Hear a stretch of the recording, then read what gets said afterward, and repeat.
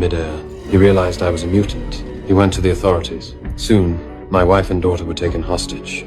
I agreed to surrender, to keep them safe. But my daughter, terrified, called a flock of birds to attack the soldiers. A soldier panicked and released an arrow.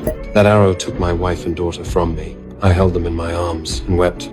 I took my wife's necklace. With one flick of my hand, it flew through the throats of every soldier there. Blaming the man who betrayed me, I went to confront him. Before I could act, Apocalypse appeared. With a single look, he buried them all in concrete. My enemies were gone. I had nothing left to lose. I accepted his invitation to join his horsemen. To unleash my full power, Apocalypse took me back to the camp of my youth. Memories flooded back. The loss of my wife and daughter fueled my rage. My power erupted beyond anything I had known. I no longer commanded just metal. I could bend the Earth's magnetic field itself. I felt the world had turned against me, so I chose to help Apocalypse destroy it. But at the last moment, Mystique reached the part of me that still had a conscience. I know you think you've lost everything, but you haven't. You have me, you have Charles, you have more family than you know. You never had the chance to save your family before, but you do now. I turned back to the X-Men. Together, we defeated Apocalypse. I may be powerful, but I am not unstoppable. The Sentinels are one such enemy. They are the greatest threat mutants have ever faced. They can track and kill any mutant with precision. Once, I could crush them with ease or take control of entire armies of them. Now, I can only retreat when they appear. The other is Jean Grey. With the Phoenix Force, I am nothing in her presence. My destruction would be decided in a single thought. So tell me, who else do you think could defeat me? I am Magneto. I can control men through the power of magnetism. I can even manipulate the iron in human blood. I can take life without ever touching my target. Too much iron in your blood.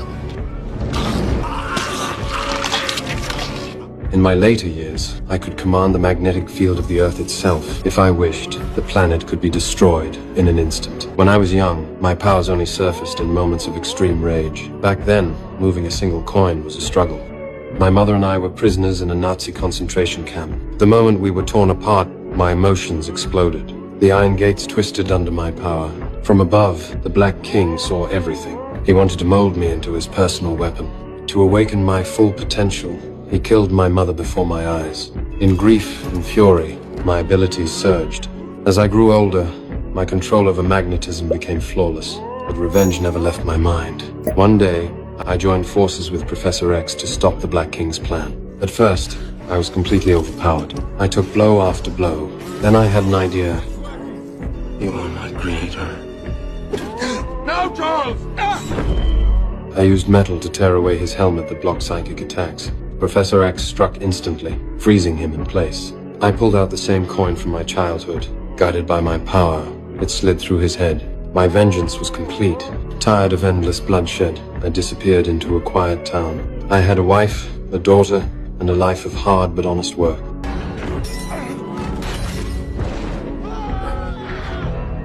One day, I saved a co-worker by stopping a falling furnace in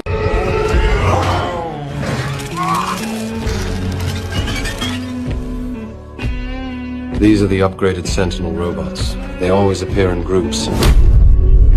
They can detect the mutant gene inside a mutant from dozens of kilometers away. Then they strike at the fastest possible speed to hunt us down. In just a few short years, 95% of mutants around the world were wiped out. Even I, when facing them, could only turn and retreat. The reason they could accomplish in years what humans failed to do for decades is because they can copy mutant genes. Whether it is Iceman, Pyro, or Colossus, once a Sentinel comes into contact with them, it instantly learns and perfectly replicates their powers. Even worse, all Sentinels share what they learn. If one Sentinel gains Iceman's power, the next can immediately use it to fight Pyro. If another is frozen, it instantly gains Pyro's fire to melt the ice. There are many mutants with powers that counter each other. When the Sentinels collect all these abilities and combine them with their advanced intelligence, the extinction of mutants becomes almost inevitable. The early first-generation Sentinels had no special abilities. Any mutant could easily destroy them. But then the military captured Mystique. Scientists began to study the genes behind her shape-shifting power. Through gene extraction and advanced technology, they implanted her abilities into the new generation of robots. These Sentinels were no longer just cold, lifeless machines. They could think, learn, and adapt their combat strategies. They could mimic and replicate mutant abilities, making them far more dangerous on the battlefield. Because the first-generation Sentinels were once under my complete control, the scientists made sure that would never happen again. They built them from an entirely new, non-metallic material. Now, when facing large numbers of these machines, I have no way to stop them. Of course, Sentinels still have weaknesses. They can only replicate the abilities of physical-type mutants. They cannot take Professor Xavier's telepathy, my magnetic control, or Storm's power to summon lightning. And even with their special materials, a massive explosion or immense force can still destroy them completely. If they ever face Jean Grey empowered by the Phoenix Force, no number of Sentinels would make a difference. Faced with the mutant crisis, we had no choice but to travel back in time to stop the scientists from creating these machines. It was the only way to end the threat at its source. Don't you know who I am? I am Shadowcat. I am widely recognized as an alpha-level mutant. I can shift into an intangible state, allowing me to pass through walls, floors, and solid metal barriers. Anything or anyone I touch can pass through walls with me. Physical attacks, bullets, and energy blasts can't hit me. But during that process, my mind becomes unstable, so telepaths or mind controllers can't read or control my thoughts. Later, scientists extracted the ability of Leech Jimmy to develop a serum that could completely remove a mutant's powers. Magneto gathered a group of powerful mutants and formed a rebellion. He decided to send Juggernaut to assassinate Leech Jimmy, and we had to protect Jimmy and get him out alive, because protecting him meant defending the freedom and power of all mutants. Go inside, get the boy, and kill him. With pleasure. Juggernaut tore through everything in his way, charging straight toward the lab. I used my phasing ability to stop him. When I caught up to him into the concrete beneath the floor, but the concrete couldn't hold him. He broke free in seconds, his rage now fully unleashed. He smashed through wall after wall, chasing me. Luckily, I was fast and had the walls as my cover. I slipped aside at the perfect moment, and Juggernaut kept charging forward. That's when I found Leech Jimmy, but Juggernaut was closing in fast. As I tried to escape with Jimmy through the wall. This way! Oh my god, what's going on? Your powers won't work with me. My powers suddenly failed. Any mutant near Jimmy would lose their powers temporarily. In that desperate moment, I provoked Juggernaut, taunting him until he lost control and charged at us. Jimmy and I dodged at the last second. And Juggernaut crashed headfirst into the wall, knocking himself out. The mission was finally complete. In the future timeline, humanity created the Sentinel robots that nearly wiped out all mutants. We were pushed to the edge of extinction and had only one chance left to change the past. Beyond my phasing powers, I gained an extended ability to send a person's consciousness back in time.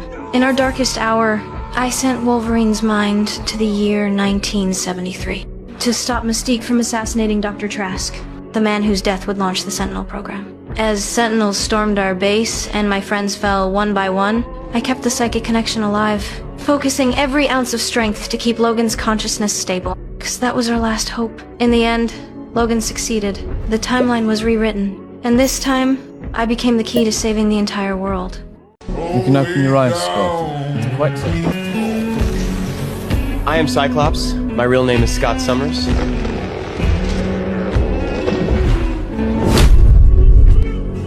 I'm a beta-level mutant with the power to release powerful red beams from my eyes. Many people think my ability is like Superman's heat vision, burning things with intense heat. But actually, my optic blasts have no heat. They are pure energy impacts. The destructive force comes from the kinetic energy released at high speed, causing massive damage through friction with the target. When my power first awakened, I was just a normal teenager. I had no control over it at all. Every time I opened my eyes, destruction erupted, without warning. That loss of control terrified me. It made me fear myself deeply. Eventually, Professor Charles found me. He took me to a school built just for mutants. There, I met many others with unique powers like mine.